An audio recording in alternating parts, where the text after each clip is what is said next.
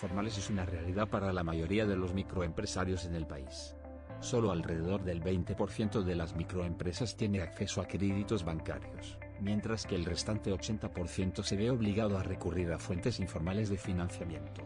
Muchos han sido los logros obtenidos por la Alianza del Pacífico, AP, integrada por Perú, Chile, Colombia y México, en estos 11 años de existencia. Entre estos, la entrada en vigor del protocolo comercial, que permitió hasta la fecha la liberalización de un 99% del comercio, y la implementación de las ventanillas únicas de comercio exterior. Asimismo, la formación de redes para el ecosistema de innovación, las ediciones anuales de macroruedas de negocios para las pymes, la aprobación en el 2020 de la hoja de ruta para el mercado digital regional y la reciente incorporación de Singapur como estado asociado. Pero ¿cuáles son los desafíos del bloque?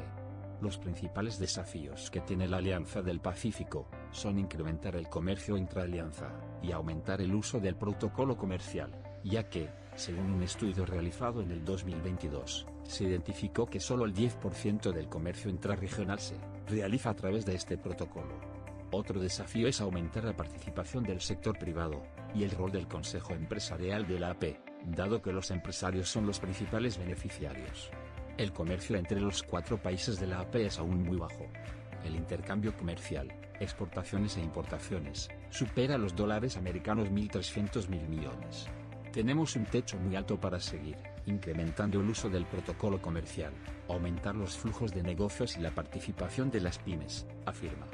Asimismo, es necesario hacer más tangible la relación entre los 61 países observadores y culminar las negociaciones con los candidatos a estados asociados. Singapur ya es miembro adherente, pero faltan Canadá, Nueva Zelanda, Australia, Costa Rica y Ecuador. Nos falta cerrar estas incorporaciones. En cuanto a Ecuador, todavía falta que cierre el acuerdo comercial con México.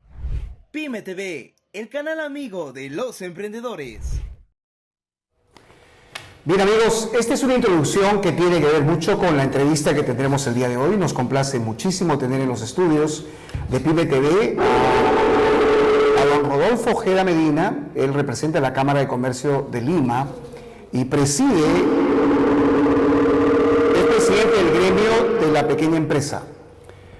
Vamos a ver si todo está bien. ¿Seguimos? Perfecto, entonces un placer tenerlo en el programa el día de hoy. Qué gusto, ¿cómo se conserva? Bien, muchas gracias por invitarme a tu programa, Denis. Bueno, hoy día es un tema crucial porque en Pyme TV una prioridad temática es la problemática de las pequeñas y medianas empresas. Y basándonos un poco en esta premisa, mi apreciado Rodolfo, la idea es empezar un poco por el balance. ¿Cuál es tu diagnóstico que tienes situacional de la evolución que tienen las pequeñas y medianas empresas, los principales desafíos? Hay procesos de extinción, han crecido, han decrecido.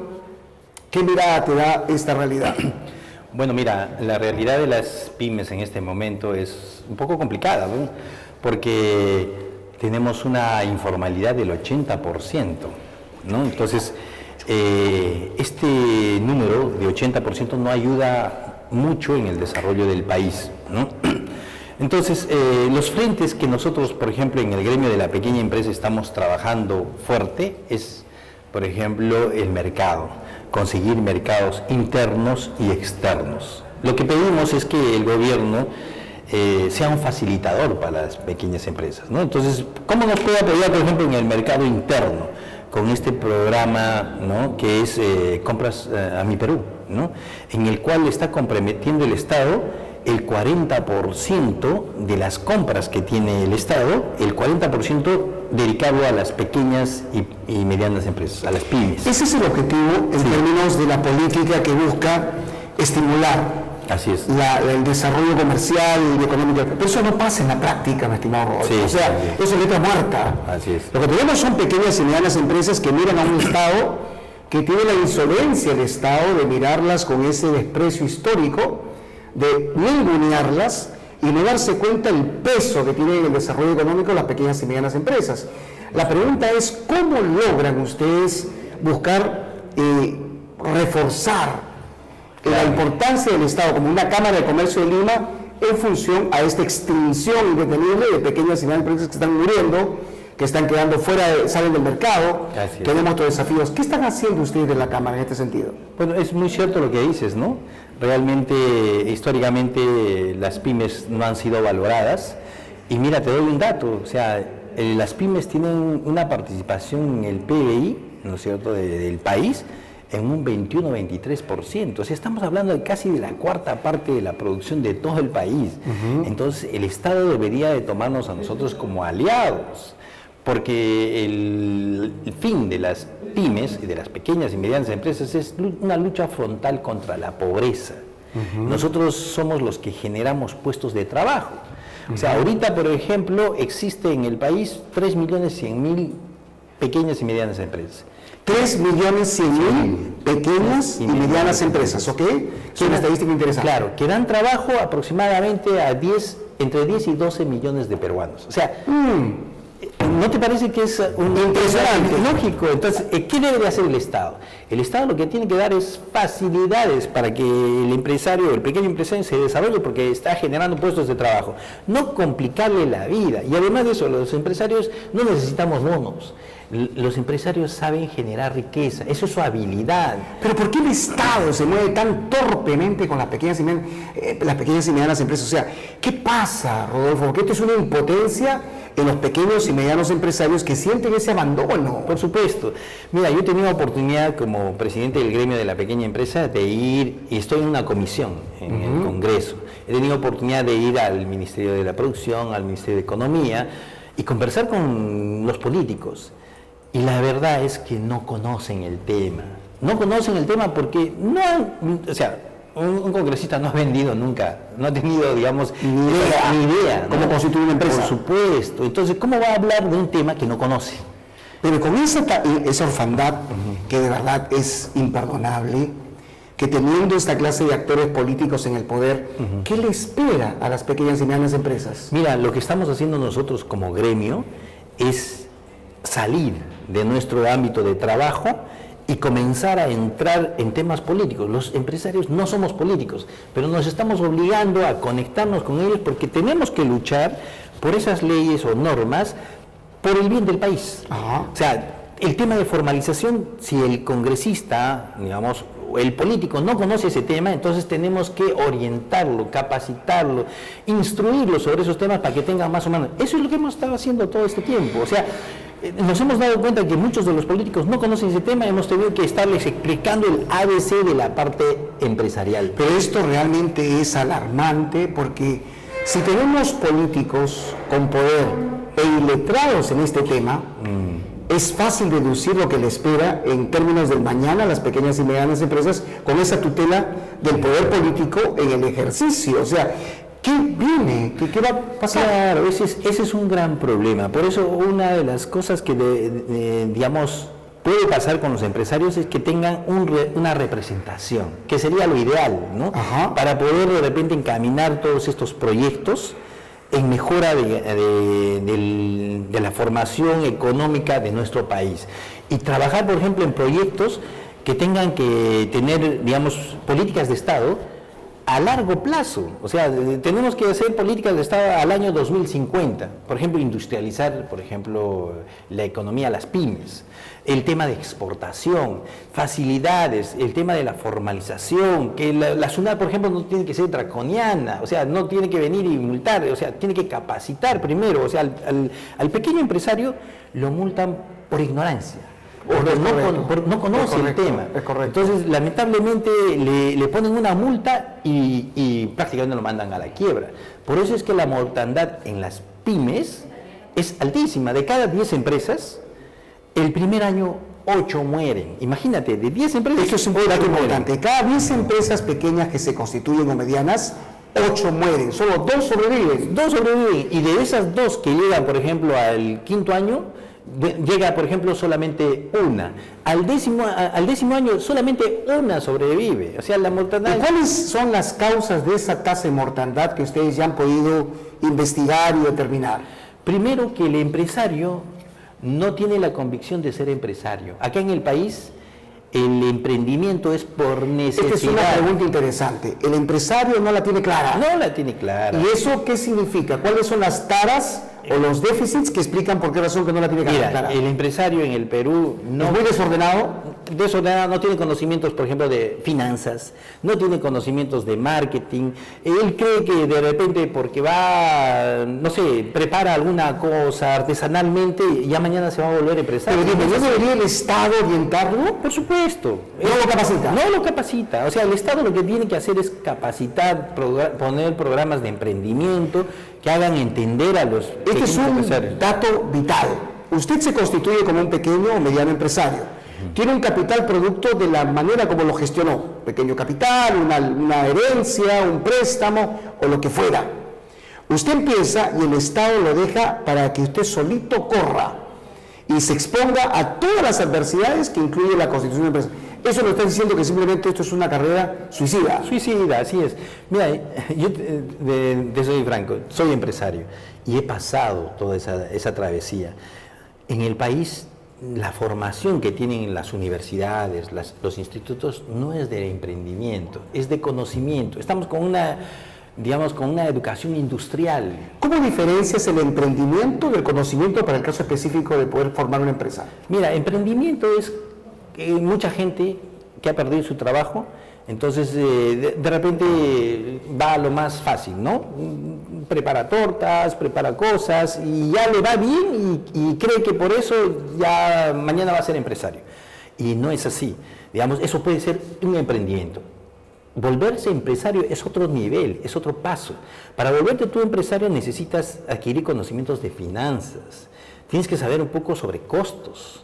Tienes que conocer un poquito de contabilidad, de recursos humanos, de, digamos, transformación digital. Es una misión suicida, la gente no tiene ese tipo de conocimientos. Ni los propios estudiantes que salen de las universidades están preparadas para eso. Las universidades preparan a los muchachos para trabajar en una empresa, pero no para emprender. Entonces, en el país, la mayoría de los empresarios se han formado por necesidad, por hambre. Es la pura verdad. No hay empresarios que salen de convicción y dicen, oye, me voy a formar y voy a ser empresario. ¿Cuántas empresas dijiste que existen en el Perú, pequeñas y medianas empresas? 3.100.000. Wow, o sea que el Perú ahorita es un cementerio de muchas pequeñas y medianas empresas que nacieron y murieron. Por supuesto, mira, 3.100.000 son empresas formales. O sea, te estoy hablando de aquellas que ya las han constituido y todo. Okay. Pero existe 6.900.000 empresas informales, o sea, esas que, digamos, están en la calle haciendo su negocio día a día. Qué triste. Gente que vive del día a día.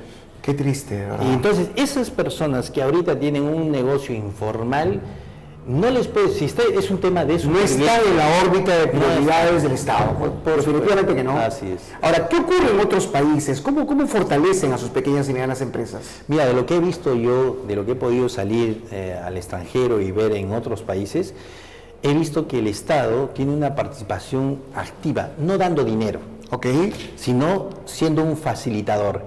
Lo que hace el Estado es, de repente, los ingenieros que salen, esas startups que están haciendo, les da, pues, digamos, un lugar donde puedan establecer, les da el internet, un proyecto para que comiencen a sacar, los conectan con mentores internacionales, los conectan con empresas que quieren invertir en ellos. O sea, es un facilitador que les está dando todo coaching, le hacen un acompañamiento. Un acompañamiento, nada más. Claro. Y eso no cuesta plata. O sea, es simplemente abrirle la puerta. ¿Qué área del Estado debería responsabilizar? ¿Produce?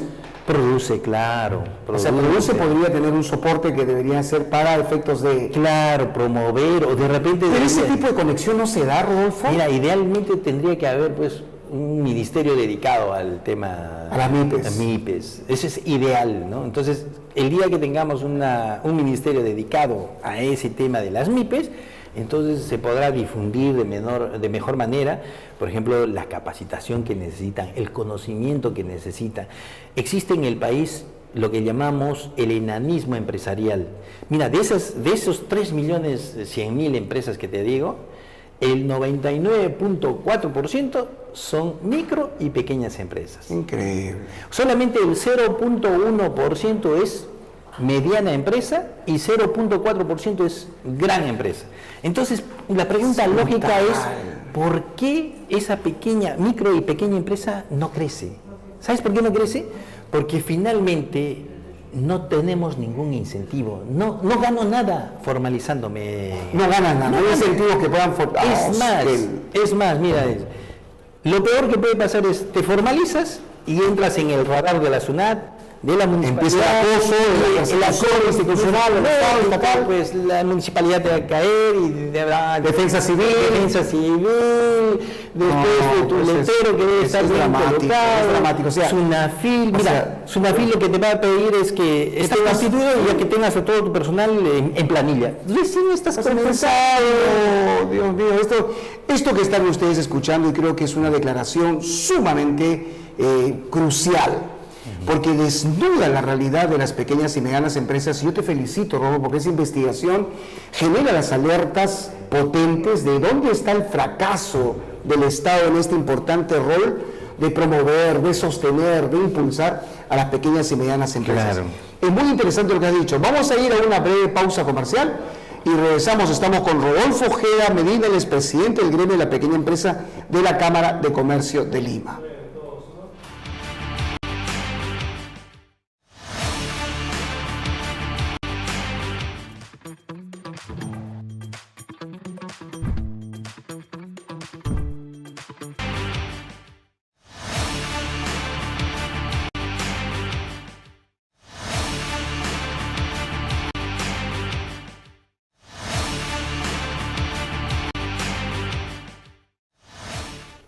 ¿Saben qué es lo triste cuando este análisis nos lleva a encontrarnos con una problemática gruesa, compleja, del olvido del Estado por aquellos soportes que nos podían convertir en una nación próspera, una nación fuerte, generando riqueza?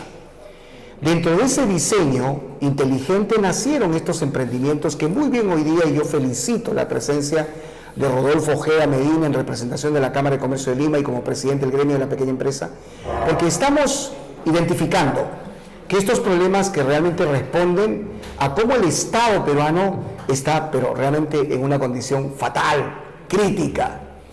Esto podría asociarlo, para que usted entienda, en una condición paternal.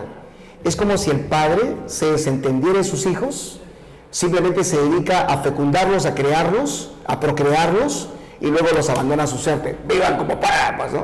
Si viven, viven, si mueren, mueren. Eso es lo que está haciendo el Estado, abandonando a lo que representa el motor del desarrollo económico. Las cifras que nos da hoy día Rodolfo Ojeda son escalofriantes en términos porcentuales. ¿De qué unidades económicas depende este movimiento del desarrollo económico del país en el término de las pequeñas y medianas empresas? Son 3,5 millones de pequeñas y medianas empresas. Generan cerca de trabajo para 15 personas por cada una de ellas. ¿Qué está pasando? Más aún las 6 millones y fracción de empresas informales. Y hoy creo que es importante lo que has podido señalar, Rodolfo. Frente a eso, ¿cuáles son las tareas que quedan? ¿Qué debemos encontrar dentro de este momento y lo que deberían hacer las pequeñas y medianas empresas para poder encarar este abandono? Bueno, lo que estamos haciendo nosotros, por ejemplo, como gremio en la Cámara de Comercio de Lima, es el compromiso que damos a los pequeños empresarios para que crezcan. Los capacitamos, les damos networking. Nuestro objetivo es de que sean empresarios diferentes, que aprendan a ser empresarios, ¿no? Es un lugar, en la Cámara de Comercio van a encontrar un lugar donde van a encontrar sus pares. Muchos de los empresarios hemos aprendido a ser empresarios porque nos relacionamos con empresarios. Es la mejor forma, porque compartimos nuestros problemas, nos damos cuenta que no estamos solos y que estamos acompañados. Pero frente a eso también, digamos, dentro de mi gremio estamos trabajando para llevar nuestra voz al gobierno y a la... ¿El gobierno les escucha, Rodolfito? Mira, lo que he visto yo es que es un diálogo de sordos, pero hay una luz al final del túnel. O sea, realmente Dina Boluarte, por lo menos en las reuniones que se han tenido con los empresarios, ha dado algún tipo de esperanza, por decir, como que puede apoyarnos, ¿no? Ajá. Pero ese apoyo tiene que ser concreto, no de palabras, ¿no? Tiene que ver con acciones. Realmente. Por supuesto, lo que se busque es que tengan ese tipo de peso, ¿no? En todo lo que estamos viendo. Finalmente, desde la Cámara de Comercio están impulsando ustedes algunos programas importantes en tu sector que son necesarios que la opinión pública los conozca. ¿Qué están haciendo? Bueno, mira, uno de los temas que estamos impulsando en mi gremio de la pequeña empresa es Por ejemplo, hemos conversado con el ministro de Economía, Alex, ¿no?, Contreras, y en varias reuniones que hemos tenido en el Congreso hemos planteado que, por ejemplo, tenemos 4 regímenes tributarios, y eso realmente es una barbaridad, digamos, a nivel ¿Cuáles tributario. son los 4 regímenes tributarios? Bueno, tenemos el régimen general, el régimen PYME, el régimen especial y hay un régimen para SR, creo que es, ¿no? Pero son 4 regímenes que estamos... ¿Qué proponen ustedes? Lo que proponemos es que esos 4 regímenes se reduzcan a 2 o 1. Porque nosotros somos el país en el cual cuando tú vas a un negocio a comprar algo, simplemente tú dices, te preguntan, ¿no?, y te dicen, ¿quieres boleta? ¿Quieres factura? ¿O no quieres ninguno de ellos? ¿no? Es cierto. Y eso no pasa en otros países. En otros países todo el mundo entrega una boleta o una factura, ¿no? Entonces todo el mundo contribuye. En cambio acá hay mucha evasión. Pero tú planteas que esa formalidad, ¿de qué me sirve como pequeña y mediana empresa formalizarme si eso significa el principio del fin? ¿Me van a asfixiar? Claro. Describiste muy bien algo que para mí me parece es la verdad descarnada, la verdad que no queremos admitir. La SUNAT, SUNAFI, el Ministerio de Trabajo, la municipalidad, entre tantas entidades de fiscalización y control, que terminas tú literalmente acorralado. Claro. Y dices, ¿qué hago para poder lograr proteger este emprendimiento y que pueda ver la luz del día, al menos en un tramo un poquito más largo que el que se están planteando? Claro.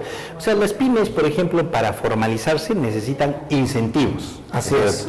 Es como a un muchacho, si tú, digamos, lo motivas para que estudie, lo premias por sus resultados, entonces el muchacho le va a poner punches y va a hacer las cosas correctamente. Los empresarios es algo similar. Si tú quieres que se formalicen las pymes, el único, digamos, el premio que puedes darle a un empresario es que acceda a capital con tasa baja. Porque si tú vas como pyme, ¿no es cierto?, como pequeña empresa, a una entidad bancaria, te van a prestar el dinero, pero como eres de alto riesgo, te van a poner pues, una tasa de interés del 30 o 36%. Entonces con eso te terminan de matar. En cambio, lo que tiene que hacer el Estado es respaldar ese préstamo que tú necesitas para que el Estado, así tipo reactiva, entre y diga, oye, es para la pyme, entonces yo respaldo ese capital y dale a una tasa del 14%, 16%. Entonces el empresario, si se da cuenta que para formalizarse va a acceder a esos créditos, te aseguro que se formalizan todos. Otra forma también de la formalización es que, por ejemplo, si tú vas a ir a comprar, tú como usuario, como cliente, vas y compras a una empresa y te dicen que por lo que vas a comprar, por la boleta o la factura que te van a dar, un pequeño porcentaje va a ir para tu pensión personal, entonces obviamente tú vas a ir a comprar en los establecimientos donde se da eso. Esas son fórmulas imaginativas inteligentes para poder crear otro tipo de filosofía de hacer empresa con el respaldo del Estado. Pero, Rodolfo, indudablemente eso no está funcionando, y esos vacíos explican lo que está pasando en este minuto, y creo que es interesante. Tus estadísticas a mí me han quedado pero muy, muy nítidas, y eso es lo que nos apena mayormente. Pero, ¿qué otro tipo de actividades están impulsando desde la Cámara de Comercio? Bueno, mira, estamos impulsando el tema, te había dicho, el mercado, ¿no? O sea, el mercado interno. El gobierno te había dicho que ese 40% tiene que asignar, porque ahí tendríamos 15.000 millones de soles que se podrían invertir en las pymes. O sea, si el Estado necesita, por ejemplo, no sé, pues chalecos para los policías, zapatos para los policías, indumentaria, eso lo pueden hacer las pymes. Entonces hay un presupuesto que puede designar el Estado, que son el 40%, o sea, 15.000 millones, que eso fortalecería a las pequeñas empresas, las fortalece, y el siguiente paso que debe hacer el gobierno, ya están fortalecidas, entonces ahora ya produces toda esa indumentaria, entonces incentivar a que exporten. Y ahí entraría, por ejemplo, la Alianza del Pacífico. Entonces, esas empresas que ya están fortalecidas, entonces los capacitas para que comiencen ya su producto, no venderlo a nivel nacional, sino de repente venderlo pues a México, a Chile, a Colombia o a cualquier otro sitio, ¿no? Pero es tema de motivacional y capacitación. El Estado tiene que hacer eso, tiene que comprometerse, tiene que arremangarse las manos y meterse ahí. Tu confianza, yo la elogio. ¿Crees que el Estado realmente asume esos compromisos? Por el momento no, pero digamos, nosotros los empresarios tenemos que, digamos, obligarle hasta cierto punto. ¿Cómo? ¿Qué mecanismos? ¿Protestas? ¿Exigencias? ¿Foros? No, lo que tenemos que hacer es foros, por ejemplo, y aprovecho esta oportunidad para dirigirme a los empresarios. Este 6 y 7 tenemos el foro de la Expo Pyme, digamos, en el marco de la Alianza del Pacífico, para que los empresarios vengan y aprendan a todo el tema comercial, todos los accesorios que se necesita para ser un buen empresario, y también conocer un poco la posibilidad de poder de pyme exportadora. Entonces, si nosotros hacemos foros, capacitaciones, digamos, mayor difusión del tema empresarial, entonces el empresario no va a ser empírico. Tenemos que tener empresarios que se capaciten, que tengan conocimientos, porque el ser empresario no puede ser irse a la aventura, ¿no? Es un tema, como cualquier carrera, como cualquier profesión, tienes que estarte capacitando constantemente, tienes que conocer más habilidades. El ser empresario no es vender y cobrar, no es así. Tienes que plantear estrategias, tienes que conocer un poquito sobre tus puntos o variables que vas utilizando, costos, puntos de equilibrio.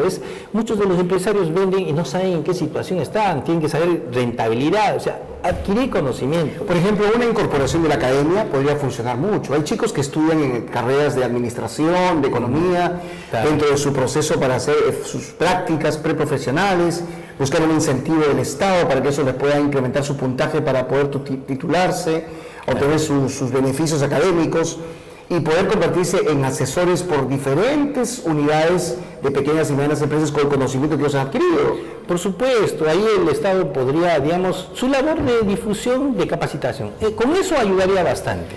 Nos alegra mucho que puedas haber enfocado esto, de verdad, Rodolfo, te felicito, porque creo que ese es el enfoque que necesitamos y poder tocar estas fibras tan sensibles que tienen que ver con el momento que viven las pequeñas y medianas empresas. ¿Algún tema final que quieras abordar? Bueno, reiterar mi invitación a los empresarios para este 6 y 7 en la Cámara de Comercio de Lima. Será totalmente libre, gratuito. Tienen la oportunidad de recibir el conocimiento de expositores nacionales, internacionales. Estarán ministros acompañándonos, gente del Estado, como la SUNAT también, para poder explicar un poco y capacitarnos. Entonces es una oportunidad que no podemos perder. Los espero yo el 6 y 7 de julio. Perfecto. Ha sido Rodolfo Ojeda Medina. Él representa a la Cámara de Comercio de Lima, preside la Asociación de Pequeñas Empresas y nos complace mucho lo que él ha señalado. Ha sido un testimonio muy revelador, una declaración muy bien solvente en cuanto a los datos estadísticos, y creo que usted ha tomado conocimiento de la realidad escalofriante que viven las pequeñas y medianas empresas en el país. Así es imposible vislumbrar que las pequeñas y medianas empresas puedan llegar al estatus, al nivel que obviamente se exige para poder impulsarlos en los emprendimientos. ¿De qué sirve que sigamos promoviendo emprendedores si los estamos direccionando hacia un cementerio de cuántas pequeñas y medianas empresas están muriendo? Gracias, Rodolfo, ha sido un placer tenerte en el programa el día de hoy. Vamos a una breve pausa y regresamos con más en un nuevo segmento con ustedes.